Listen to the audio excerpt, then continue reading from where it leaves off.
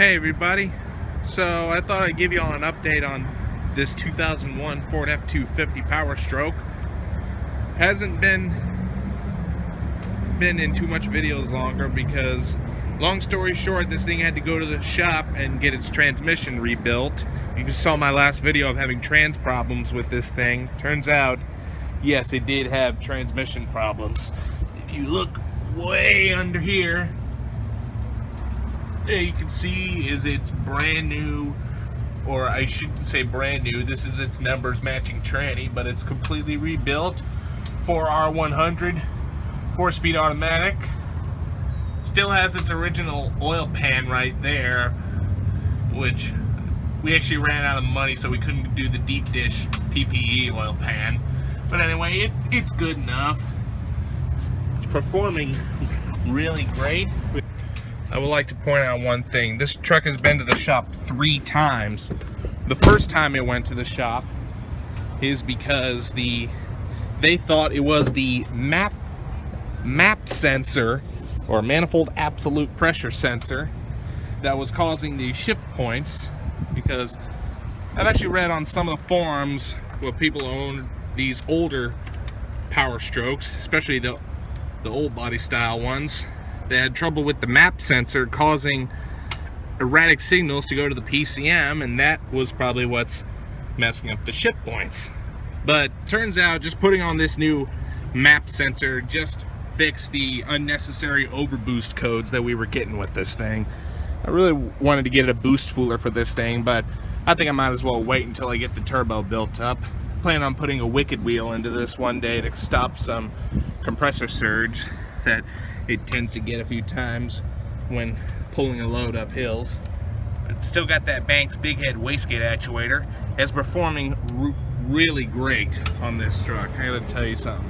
The only problem we're having with this thing right now, which isn't major, is that this little trans fluid stick is touching the downpipe, and you can definitely hear it grinding while you're driving down the road, but that's not a big deal. It doesn't affect the way it performs. But anyway, the second time this thing went to the shop, because they thought the map sensor was throwing off the shift points, turns out that wasn't really the problem, and the transmission actually failed. So I had to go back to the shop and get its transmission rebuilt. But then the third time it had to go was because the solenoid was bad in it. But now, what you're seeing right here is it fully fixed and ready to be taken out on the road. So let's go do it. Alright, so let's go ahead and start this thing up.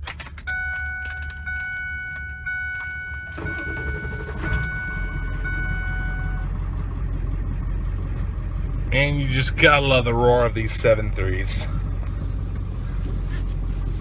Such amazing engines. Oh, see that little noise you're hearing right there? That's the trans dipstick touching the downpipe. It's not a big deal to me. Anyway, let's go get to driving. Transmission goes into gear just fine.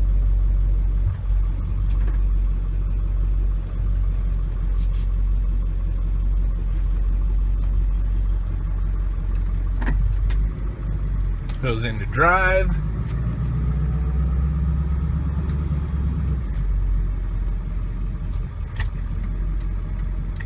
Everything looks good.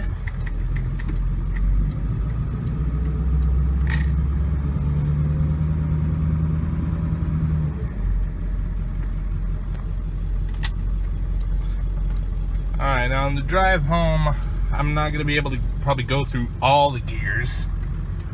But anyway, it's just to give you an idea of how smooth this thing is shifting now.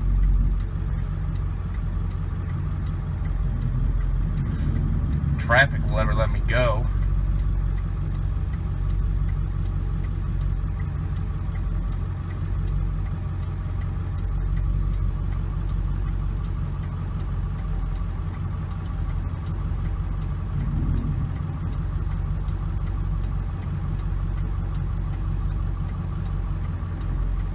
And off we go.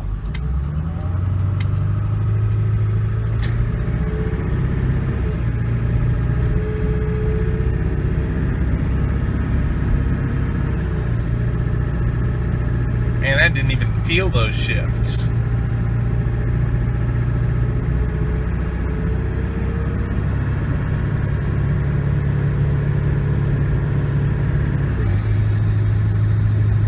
Alright, but I did feel that one, but that's just because I didn't rev it high enough for it to shift smoothly into the second gear, but that's not a big deal.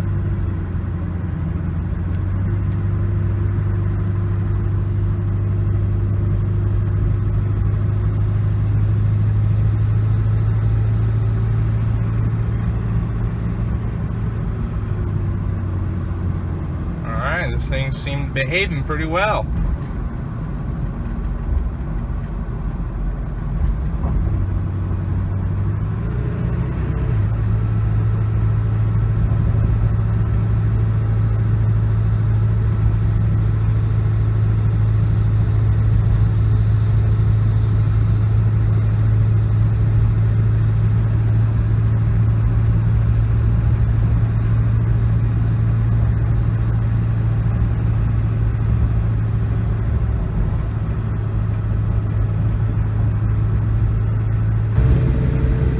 Boy, it sure does good to have this thing back on the road. Here we are driving up I-35.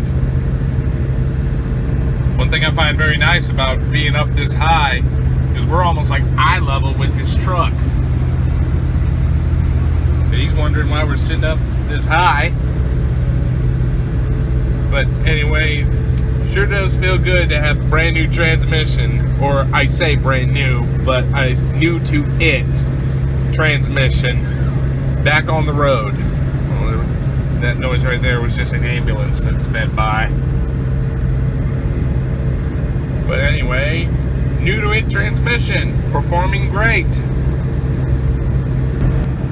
Also, no overdrive light blinking. Everything's perfect. So that transmission rebuild for this truck, I definitely didn't think it wouldn't be happening this soon. We've only had this truck for like about 12,000 miles. At least that's how much we put on it right now. I figured one day it would have gone out on us, but anyway, now that the transmission is built up, now we hopefully shouldn't have any more issues. And by the way, I forgot one thing we also decided to add into the transmission was a billet torque converter. I'm not too sure the maker on it. It might be by Banks, I'm sure. I mean, the shop didn't tell us what brand they put on, but hopefully it's Banks, because I hear a lot of good stuff about them.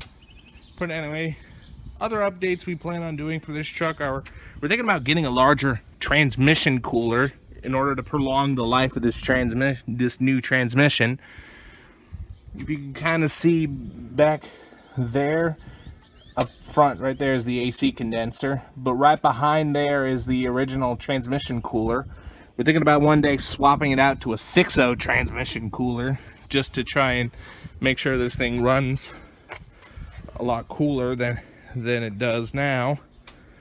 But anyway, also another thing we plan on doing is, at first I wanted to just get a normal transmission temperature gauge, but then I started doing a little bit more research, and I wanted a few extra gauges. One for trans temp, one for turbo boost, and the other for exhaust gas temperature. But can't seem to decide what brand we want to go with. I'm one Glow Shift because it's pretty cost efficient, but something's been leading me towards Autometer because a lot of people like the quality of them. But anyway, so if you guys have any kind of insights on what to choose between Glow Shift or Autometer, please comment, because I'm wanting to see how long this thing will go with its new transmission and everything on it right now. So anyway, thank you all for watching this video. Hope you all enjoyed it. Don't forget to like, rate, and comment, and subscribe. Thanks for watching. We'll see you next time.